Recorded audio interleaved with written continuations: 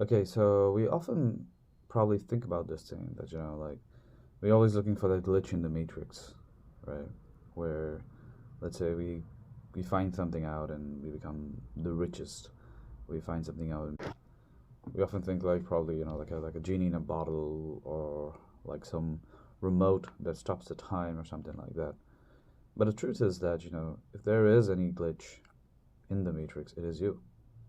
Once you start not going by the defined route, when you realize that there are multiple routes. I mean, you may not become the fastest person in the world, you may not become the richest person in the world, or you may not become the strongest person in the world, but what you do have within yourself is the fact that you have way more options at every given moment and at every given instant, as opposed to, let's say,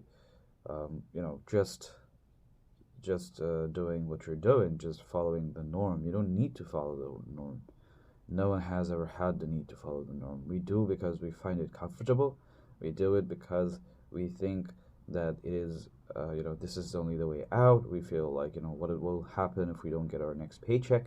So that fear is what, bounds us. That fear is what dictates us, dominates us in the long drawn ideas and whatever.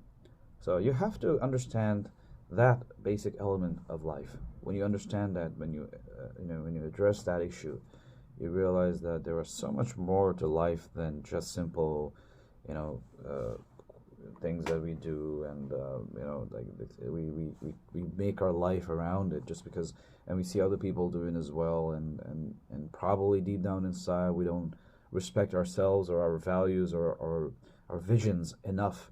And what happens as a result is that we end up, prophesying something for ourselves which is not very healthy or not very conducive or not very positive. But we end up doing that over and over again. And yeah, that is just damaging. So you have to, so the niche is you, your glitch is you, you know, everything, everything that you have, everything you have more than enough within yourself to need to fight this world, and that is the only truth that I think anyone can agree to. Okay.